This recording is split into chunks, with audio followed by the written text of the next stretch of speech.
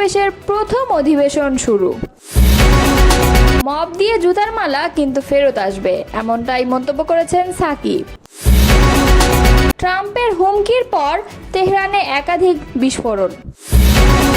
গাজায় একদিনে প্রাণ গেল ৭২ জনের, মোট নিহত ছাড়ালো ৫৬,৩০০ জন। এতক্ষণ শুনছিলেন সংবাদ শিরোনাম, এবারে বিস্তারিত। সংখ্যানুপাতিক পদ্ধতিতে জাতীয় নির্বাচন আয়োজন সহ ৩ দফা দাবিতে মহাসমাবেশের আয়োজন করছে ইসলামী আন্দোলন বাংলাদেশ। শনিবার সকাল ১০টায় রাজধানীর সোহরাওয়ার্দী উদ্যানে আনুষ্ঠানিকভাবে ইসলামী আন্দোলনের মহাসমাবেশের প্রথম অধিবেশন শুরু হয়েছে। এদিন আনুষ্ঠানিকভাবে দুপুর ২টায় মূল অধিবেশনের শুরুর কথা থাকলেও সকাল থেকেই সারা দেশ থেকে আগত নেতাকর্মীদের উপস্থিতিতে সোহরাওয়ার্দী উদ্যানের মূল মাঠ পরিপূর্ণ হয়ে যায়। সকাল ১০টায় কুরআন তিলাওয়াতের মাধ্যমে শুরু হয় প্রথম পর্ব।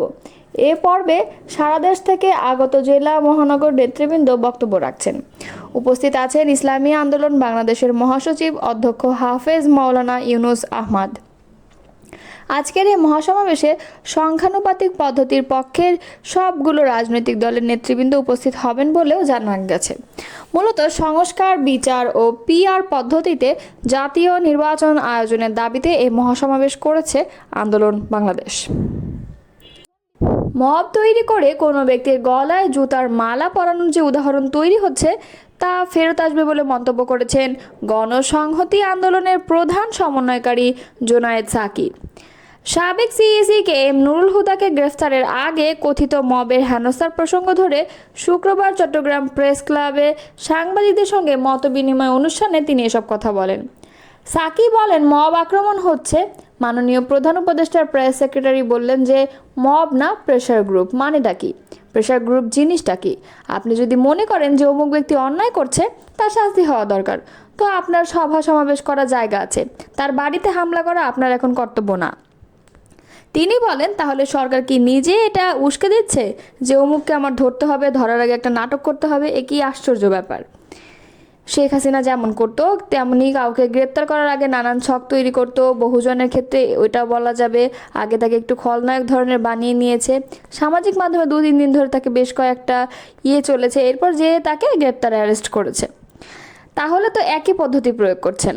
তিনি আরও বলেন, ৩টা নির্বাচন কমিশনার কে জবাবদিহির আওতায় আনার জন্য বহু আগে থেকেই রাজনৈতিক দলগুলো বলেছে। আমরা বলেছি, সকলেই বলেছে, জবাবদিহির আওতায় আনেন, আপনারা সেই অনুযায়ী পদক্ষেপ নেন।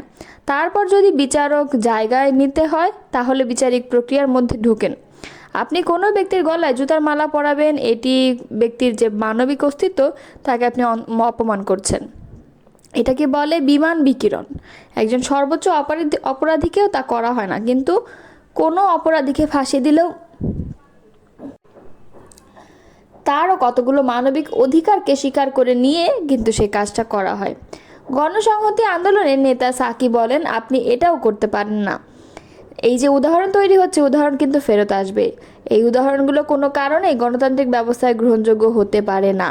এছাড়া চট্টগ্রাম বন্দরের এনসিটি ব্যবস্থাপনায় বিদেশি অপারেটর নিয়োগ নিয়ে আলোচনা প্রসঙ্গে জোনায়েদ সাকি বলেন, চট্টগ্রাম বন্দরের উপর সার্বভৌম কর্তৃত্ব আমাদের জনগণের, সরকারের থাকা দরকার। তারপর এর অর্থনৈতিক এবং অন্যান্য প্রযুক্তিগত দিক উন্নতির জন্য সরকার নানা পরিকল্পনা করতে পারে, কিন্তু সেটা স্বচ্ছতা ও স্পষ্টতার সঙ্গে হতে হবে। ইরানের রাজধানী তেহরানে পশ্চিমাঞ্চলে ইসলাম শহরে একাধিক বিস্ফোরণের শব্দ শোনা গেছে। অঞ্চলটিতে সঙ্গে সঙ্গে আকাশ প্রতিরক্ষা ব্যবস্থা চালু করা হয়। প্রত্যক্ষদর্শীদের সোশ্যাল মিডিয়ার বরাত দিয়ে শনিবার ইরান ইন্টারন্যাশনালের লাইভ প্রতিবেদনে এই তথ্য জানানো হয়েছে। তবে ঠিক কী কারণে এই বিস্ফোরণ হয়, এতে কী পরিমাণ ক্ষয়ক্ষতি বা হতাহতের ঘটনা ঘটে সেই সম্পর্কে বিস্তারিত কিছু জানায়নি সংবাদ মাধ্যমটি। ইরান ইন্টারন্যাশনালের পোস্ট করা ভিডিওতে দফায় দফায় বিস্ফোরণের শব্দ শোনা গেছে, সেই সঙ্গে আকাশে আলোর ঝলকানি দেখা গেছে। এর আগে ১২ দিনের সংঘাত শেষে গত ২৪ জুন ইসরায়েলের সঙ্গে যুদ্ধবিরতি কার্যকর হয়। যুদ্ধবিরতির পরেও উভয় দেশই একে অপরের বিরুদ্ধে যুদ্ধবিরতি লঙ্ঘনের অভিযোগ এনেছে। সেই সঙ্গে ইরান দাবি করেছে যুদ্ধবিরতি হলেও ইসরায়েল যে কোনো সময় হামলা চালাতে পারে। এদিকে ইরানে আবারও বোমা হামলার হুমকি দিয়েছেন মার্কিন প্রেসিডেন্ট ডোনাল্ড ট্রাম্প। তিনি বলেছেন, ইরান পারমাণবিক অস্ত্র তৈরির উপযোগী মাত্রায় ইউরেনিয়াম সমৃদ্ধ করতে সক্ষম হলে দেশটিতে আবারও বোমা হামলা করা হবে। শুক্রবার হোয়াইট হাউসে এক সংবাদ সম্মেলনে তিনি কথা বলেছেন। এর আগে ন্যাটো সম্মেলনে এক সাংবাদিক ট্রাম্পকে প্রশ্ন করেছিলেন, তেহরান যদি আবার পারমাণবিক কার্যক্রম শুরু করে যুক্তরাষ্ট্র কি আবার বোমা বর্ষণ করবে? যুক্তরাষ্ট্র কি আবারও বোমা বর্ষণ করবে? ট্রাম্প সরাসরি জবাবে বলেছিলেন, অবশ্যই। এই মুহূর্তে ইরান কিছুই সমৃদ্ধ করতে চায় না, তারা কেবল ঘুরে দাঁড়াতে চাইছে। যদি মার্কিন প্রেসিডেন্ট ডোনাল্ড ট্রাম্প পরমাণু চুক্তি চান, তাহলে তার ইসলামী বিপ্লবীর নেতা আয়াতুল্লাহ আল খামেনিকে নিয়ে অসম্মানজনক এবং অগ্রহণযোগ্য কথা বলা থেকে দূরে থাকা উচিত। সামাজিক যোগাযোগ মাধ্যম এক্সে এক পোস্টে এমনটাই লিখেছেন ইরানের পররাষ্ট্রমন্ত্রী আব্বাস আরাগচি। খবর বার্তা সংস্থা মেহেরের এক্সে আরাগচি বলেছেন, ইরানিদের দৃঢ়তা ও জটিলতা বিশ্বের কাছে সুপরিচিত, যা কঠোর পরিশ্রম এবং ধৈর্যের ফসল। কিন্তু একটি জাতি হিসেবে আমাদের মূল ধারণা খুবই সহজ এবং সরল। আমরা আমাদের মূল্য জানি, আমাদের স্বাধীনতাকে মূল্য দেই এবং অন্য কাউকে আমাদের ভাগ্য নির্ধারণ করতে দিই না। তিনি লেখেন, যদি প্রেসিডেন্ট ট্রাম্প পরমাণু চুক্তির ব্যাপারে আগ্রহী হন, তাহলে তার ইরানের সর্বোচ্চ নেতা আয়াতুল্লাহ খামেনির প্রতি অসম্মানজনক এবং অগ্রহণযোগ্য কথা বলা থেকে দূরে থাকা উচিত এবং তার লক্ষ্য হৃদয়বান অনুসারীদের আঘাত করা বন্ধ করা উচিত।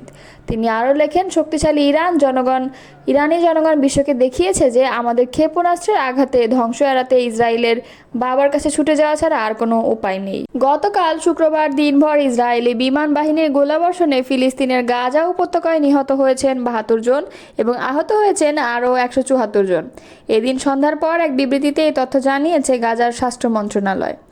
২০২৩ সালের অক্টোবর থেকে গাজায় অভিযান শুরু করে আইডিএফ।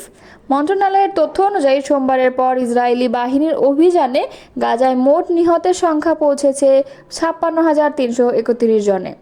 এদের পাশাপাশি আহত হয়েছেন আরও ১,৩২,৬৩২ জন ফিলিস্তিনি। ২৩ সালের ৭ অক্টোবর ইসরায়েলের ভূখণ্ডে ঢুকে অতর্কিত হামলা চালায় গাজা উপত্যকা নিয়ন্ত্রণকারী সশস্ত্র রাজনৈতিক গোষ্ঠী হামাসের যোদ্ধারা।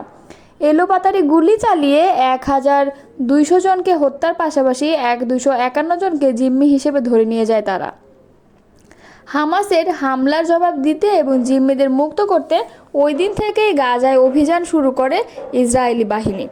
১৫ মাসেরও বেশি সময় ধরে টানা অভিযান চালানোর পর যুক্তরাষ্ট্র থেকে মধ্যস্থতাকারী এবং অন্যান্য দেশগুলোর চাপে বাধ্য হয়ে গত ১৯ জানুয়ারি গাজায় যুদ্ধবিরতি ঘোষণা করে ইসরায়েল।